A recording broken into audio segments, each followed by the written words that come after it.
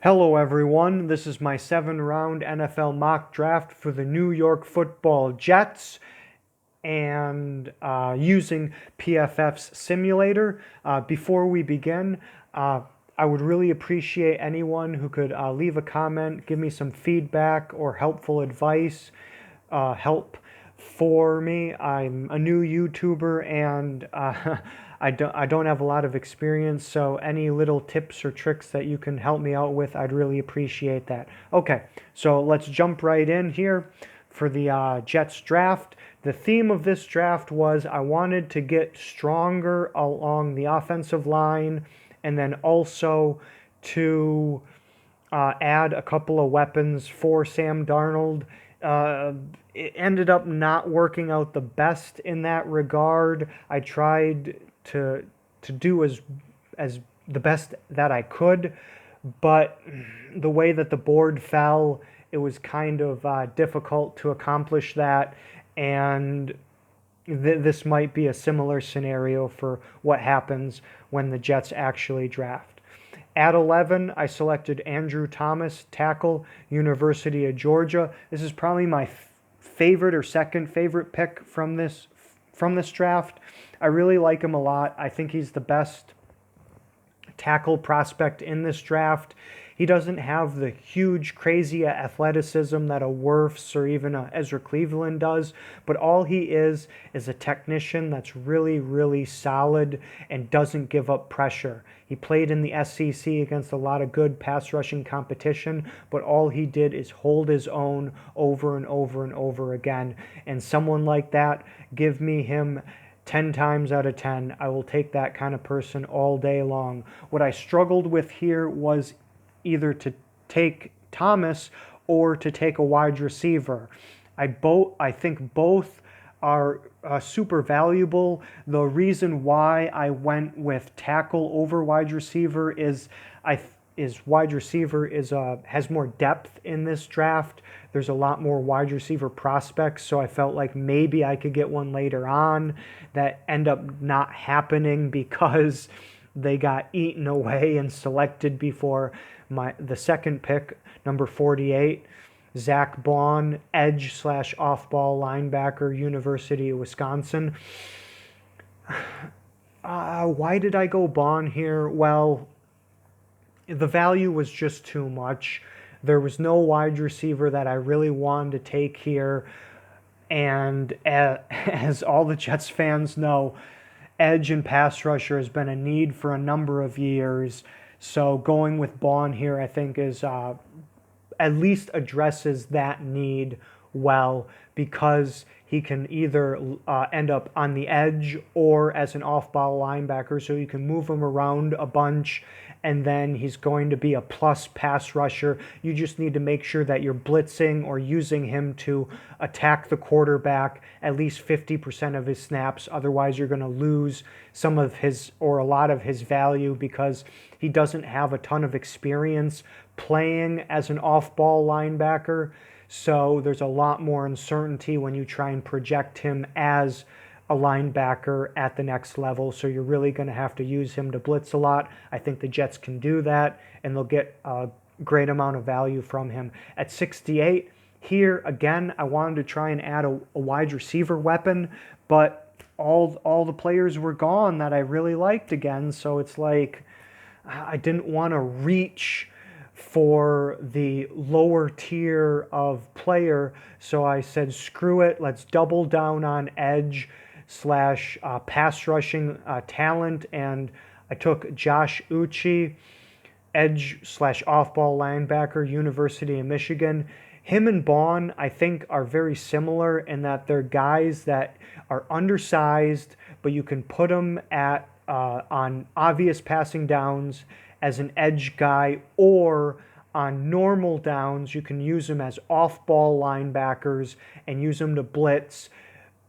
Josh here is much better as a linebacker prospect in that he's actually played linebacker at University of Michigan a ton, and you actually can see how he does in coverage, and he does really, really well. He's a really fast prospect, and I think he's one of the more underrated players in this draft. I don't hear anyone really talking about him. I think one of the reasons for that is that he didn't run at the combine and he didn't show off that amazing speed that you see on tape. For example, there was some, I don't know, rumor or whatever that came, or not rumor, but I think from his pro day or something like that, that he ran somewhere in the 4.5s, and people were kind of making fun of it or mocking it, like, no way did you really run that. I would disagree. I would ask people to go to his tape, look at how fast he goes backwards, how fast he goes back, and he's a fast player. So he's one of my favorites. Getting Bon and Uchi, I think that's going to transform the Jets into a pass rushing monster. And then along with Jamal Adams and May, their other safety, they're gonna be super strong up the middle, and they're gonna control that middle of the field, and they're gonna have some pass rushing prowess like you haven't had before. At 79, I was finally able to address at least some offensive weapons for Sam Darnold. I took Cole Kmet, tight end, University of Notre Dame. He's a guy that I'm right, let's say not high and not low on him. I think he's, right in the middle as a prospect. The things that he does well is that he's really sure-handed on short routes. He's going to catch the ball. He's going to pick up that first down. He's going to move the chains some. What he's not going to do is he's not going to be a down-the-middle kind of threat. He doesn't have that sort of speed at all. So he's a more, not even on the intermediate routes, he's just a really, on the really short crossing patterns. He can pick up first downs. He can be, I think he's just an average blocker now, but he has the frame and the size to become an above average or maybe even a really good blocker at the next level. So he's got some versatility there. I just think that he would be a big weapon, or not a big weapon, but a big target for Sam, and that someone that he can rely on to pick up some first downs and gain some yardage when, because there's not a great amount of wide receiver talent on that roster right now. He's a guy that Darnold can trust to get some yards at least and check down to him. At 100, I selected Damian Lewis, guard out of LSU. What I really love about him is his power. He's like a mauler. And offensive line.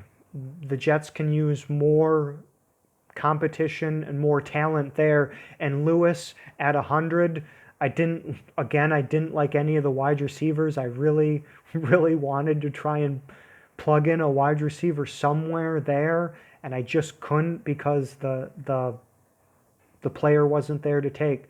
So I took Lewis here.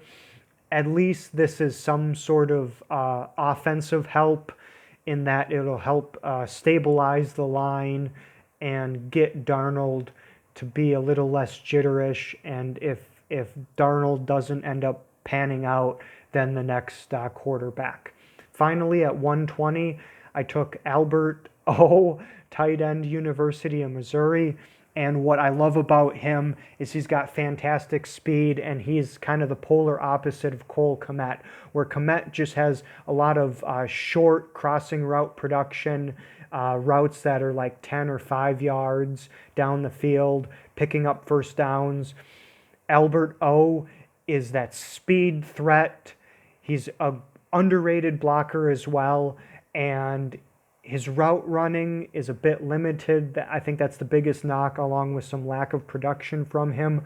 But if you really want to dominate the middle of the field, Kmet and Albert, I think, will do a fantastic job. And since you don't have a ton of wide receiver options, going with tight end, I thought was the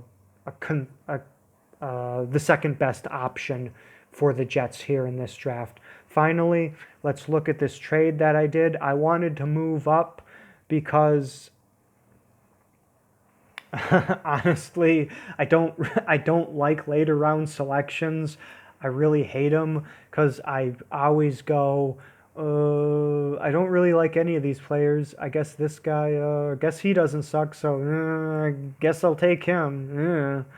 So I wanted to move up. I ended up giving up 3 picks to move up to 100. I think that's perfectly reasonable because the way that I research and analyze the draft, I think the top 100 or 120 players they hit on at a much higher rate than anyone after that. The players after about 120 in a draft, I don't see them any differently than UDFAs, undrafted free agents. So they don't hold a lot of weight or value to me, is the best way to say it. So whenever I can, if I can give up 2 or 3 of them to get a top 100 pick, then I will. I think Damian Lewis is a much better prospect than any of the 3 players that you could have gotten with those 3 picks that were given up. I can understand why PFF has such a low grade on this trade because it's a 3-for-1, but I'm perfectly happy with it. I think the way that I view the draft and the different tiers of talented players is much different than almost anyone else out there, even PFF included. It's not different in that it's a tier system. It's different in where I demarcate the different tiers. I don't go by rounds because that's I think is dumb because players aren't like, oh, this guy's a first round player, this is a second round player. Well, between the 5th pick and the 25th pick is an incredibly large difference. There's 3 different tiers. But anyway, I'm rambling on here, so I'm going to keep that for a different video. And if you've made it all the way through here, I really appreciate that. I want to give you a handshake and thank you very much. So you have a great day. Bye.